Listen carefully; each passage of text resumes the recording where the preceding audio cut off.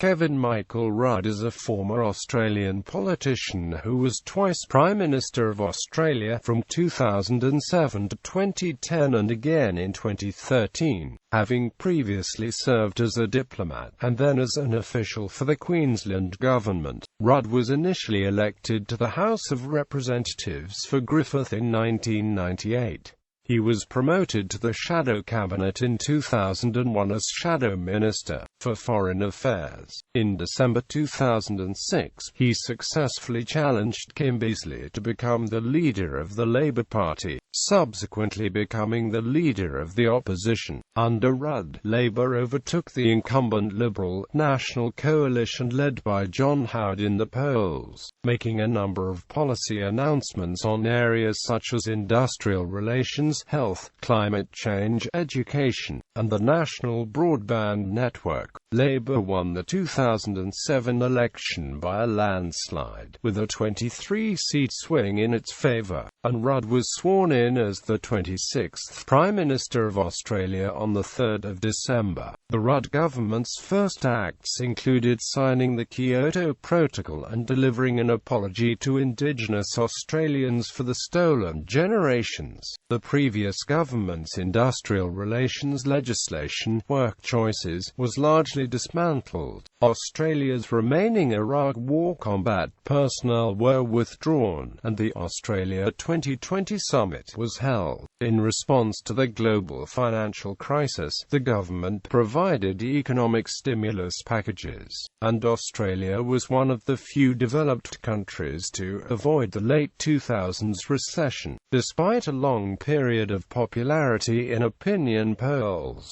a significant fall in Rudd's personal ratings in the middle of 2010 was blamed on a proposed resource super-profits tax and the deferral of the Senate-rejected carbon pollution reduction scheme. With the next election drawing near, there was growing dissatisfaction with Rudd's leadership within the Labour Party. Eventually, Rudd's deputy, Julia Gillard, announced on the 23rd of June 2010 that she would challenge him for the leadership the following day. Knowing he would be defeated if he contested the leadership on the morning of the ballot, Rudd resigned as Prime Minister. After his resignation, he successfully recontested his seat at the 2010 election, after which Labour formed a minority government. He was subsequently promoted back to the cabinet by Prime Minister Julia Gillard as Minister for Foreign Affairs, a post he remained in until he resigned on the 22nd of February 2012, following which Gillard called the leadership spill. Rudd contested the leadership but lost. Following persistent tensions,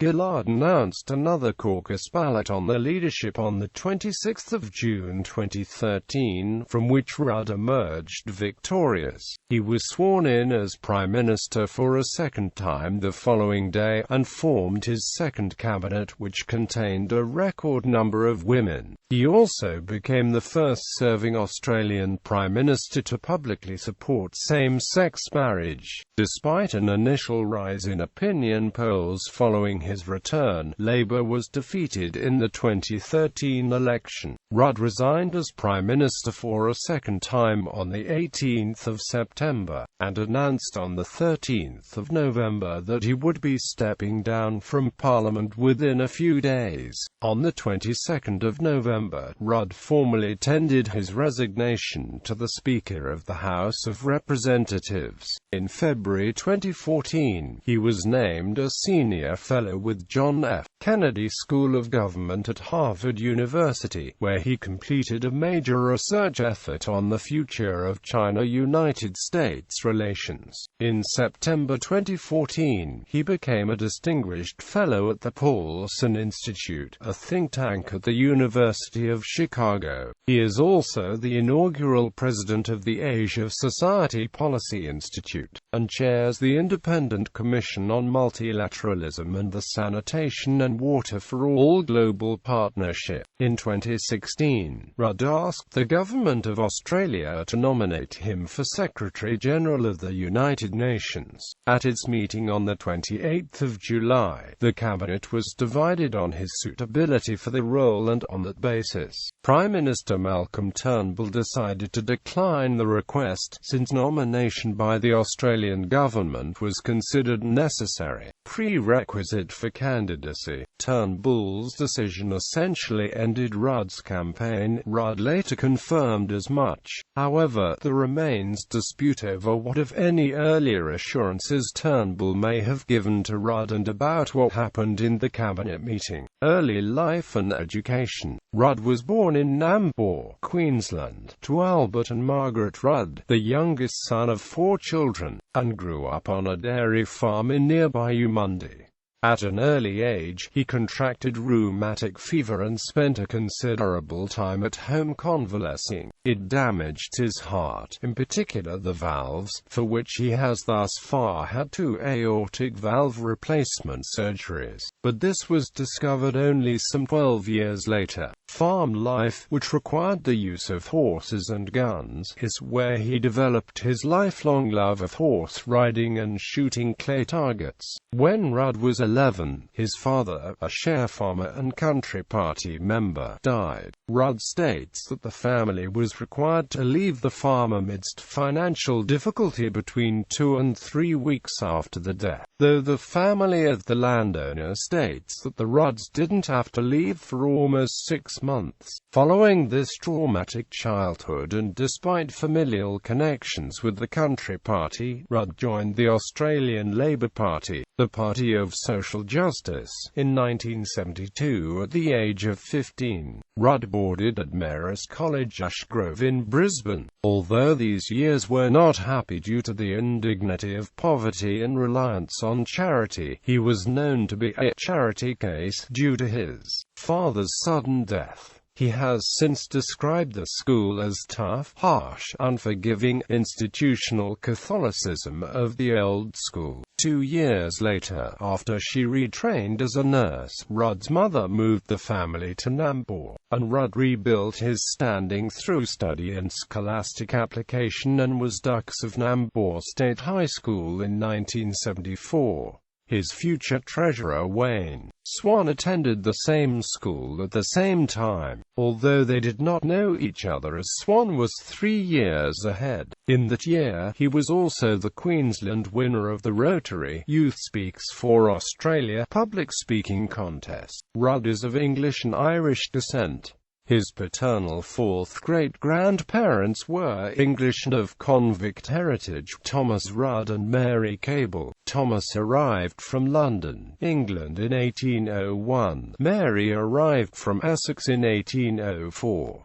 Thomas Rudd, who was convicted of stealing a bag of sugar, arrived in NSW on board the Earl Cornwallis in 1801. Rudd studied at the Australian National University in Canberra, where he resided at Bergmann College and graduated with Bachelor of Arts with first-class honours. He majored in Chinese language and Chinese history, became proficient in Mandarin. His Chinese name is Lu Quen. Rudd's thesis on Chinese democracy activist Wei Jingsheng was supervised by Pierre Reitmans, the eminent Belgian-Australian sinologist. During his studies, Rudd did house-cleaning for political commentator Laurie Oakes to earn extra money. In 1980 he continued his Chinese studies at the Mandarin Training Center of National Taiwan Normal University in Taipei, Taiwan, delivering the 2008 Gough Whitlam Lecture at the University of Sydney on the Reforming Centre of Australian Politics.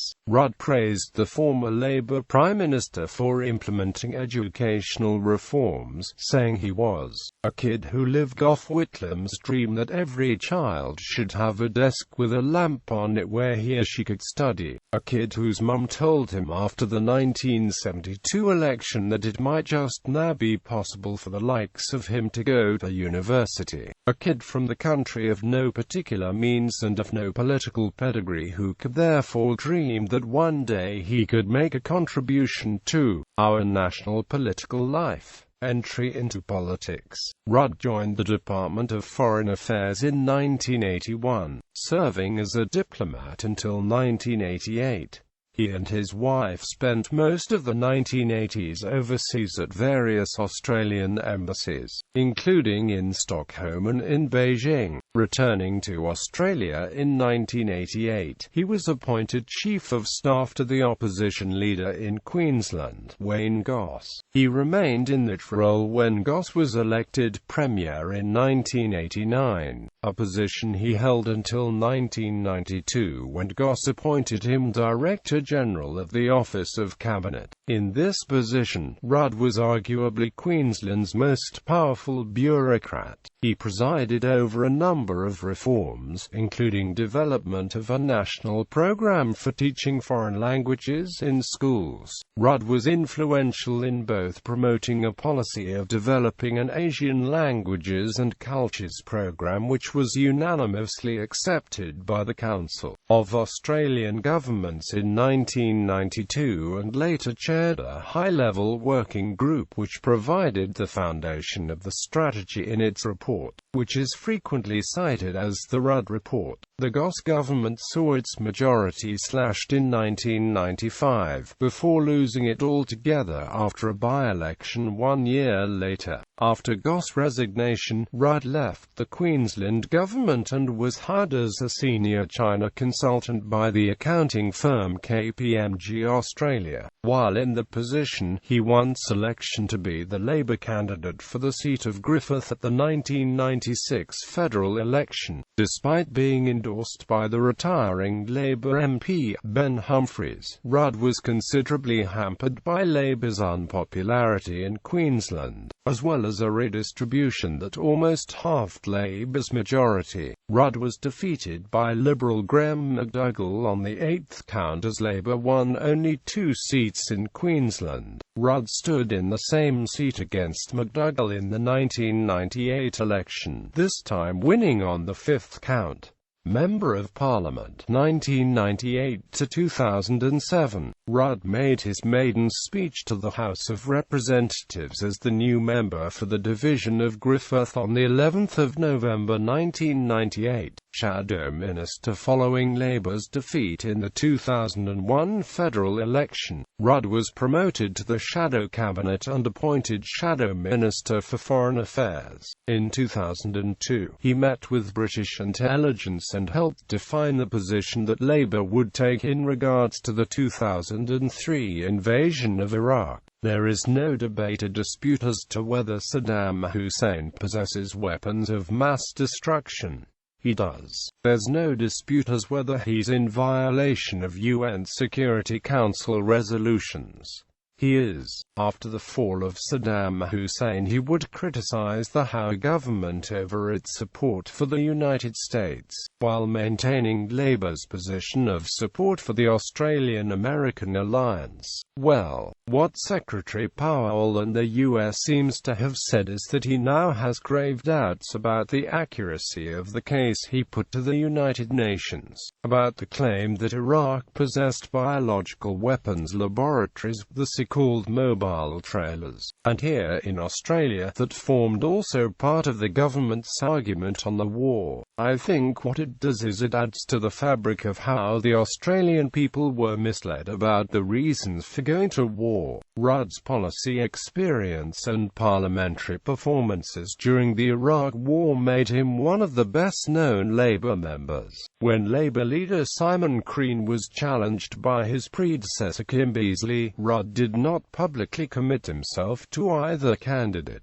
When Crean resigned, Rudd was considered a possible candidate for the Labour leadership. However, he announced that he would not run in the leadership ballot, and would instead vote for Kim Beazley. Rudd was predicted by some commentators to be demoted or moved as a result of his support for Beazley following the election of Mark Latham as leader, but he retained his portfolio. Relations between Latham and Rudd deteriorated during 2004, especially after Latham made his pledge to withdraw all Australian forces from Iraq by Christmas 2004 without consulting Rudd. After Latham failed to win the 2004 federal election, Rudd was again spoken of as a possible alternative leader, although he disavowed any intention of challenging Latham. When Latham suddenly resigned in January 2005, Rudd was in Indonesia and refused to say whether he would be a candidate for the Labour leadership. After returning from Indonesia, Rudd announced that he would again not contest the leadership, and Beazley was subsequently elected unopposed. Following this, Rudd was given expanded responsibilities in the shadow cabinet, retaining his role as Shadow Minister for Foreign Affairs and also becoming the Shadow Minister for Trade. Leader of the opposition following opinion polls indicating that voter support for Rudd as Labour leader was higher than for Beazley. Speculation mounted that Rudd would challenge Beazley for the leadership. One particular poll in November 2006 indicated that support for Labour would double if Rudd was to become leader. On the 1st of December 2006, Beazley called a leadership election. Rudd announced his candidacy from the leadership hours later. On the 4th of December, Rudd was elected leader of the Labour Party and leader of the opposition with 49 votes to Beazley's 39. Julia Gillard was subsequently elected unopposed as deputy leader after Jenny Macklin resigned. At his first press conference as Labour leader, having thanked Beazley and Macklin, Rudd said he would offer a new style of leadership and would be an alternative, not just an echo of the Howe government. He outlined the areas of industrial relations, the war in Iraq, climate change, Australian federalism, social justice and the future of Australia's manufacturing industry as major policy concerns. Rudd also stressed his long experience in state government and also as a diplomat and in business before entering federal politics. Rudd and the Labour Party soon overtook the Howe government in both party and leadership polling. Rudd maintained a high media profile with major announcements on an education revolution, federalism, climate change, a national broadband network, and the domestic car industry. In March 2007, the government raised questions over a series of meetings Rudd had had with former West Australian Labour Premier Brian Burke during 2005, alleging that Rudd had been attempting to use Burke's influence to become Labour leader. Rudd said that this had not been the purpose of the three meetings and said that they had been arranged by his colleague Graham Edwards, the member for Cowan. From 2002, Rudd appeared regularly in interviews and topical discussions on the popular breakfast television programme Sunrise, along with Liberal MP Joe Hockey. This was credited with helping to raise Rudd's public profile even further. Rudd and Hockey ended their joint appearances in April 2007, citing the increasing political pressures of an election year. On the 19th of August 2007, it was revealed that Rudd, while on a visit to New York City as Shadow Minister for Foreign Affairs, had visited a strip club in September 2003, with New York posted to Colonel Allen and Labour MP Warren Snowden. By way of explanation, Rudd said, "I had had too much to drink. I have no recollection, and nor does Mr. Snowden, of any incident occurring at the nightclub, or of being asked to leave. It is our recollection that we left within about an hour." The incident generated a lot of media coverage, but made no impact on Rudd's popularity in the polls. Some believe the incident may have enabled Rudd to appear more human, and lifted his popularity. 2007 2007 election. Electoral writs were issued for the 2007 federal election on the 17th of October 2007. On the 21st of October, Rudd faced incumbent Prime Minister John Howard in a television debate, where he was judged by most media analysts to have performed strongly. On the 14th of November, Rudd officially launched the Labour Party's election campaign with a policy of fiscal restraint, usually considered the electoral strength of the opposing Liberal Party. Rudd proposed Labour spending measures totaling $2.3 billion, contrasting them to $9.4 billion Rudd claimed the Liberals had promised, declaring, "Today, I am saying loud and clear that this sort of reckless spending must stop." The election was held on the 24th of November, and was won overwhelmingly by Labour. The result was dubbed a "Ruddslide" by the media and was underpinned by the considerable support from Rudd's home state of Queensland, with the state result recording a two-party preferred swing of 7.53%. The overall swing was 5.44% from the Liberals to Labour, the third largest swing at a federal election since two-party estimates began in 1949. As foreshadowed during the election campaign, on the 29th of November Rudd announced the members of his government, breaking with more than a century of Labour tradition whereby the front bench was elected by the Labour caucus, with the leader then given the right to allocate portfolios.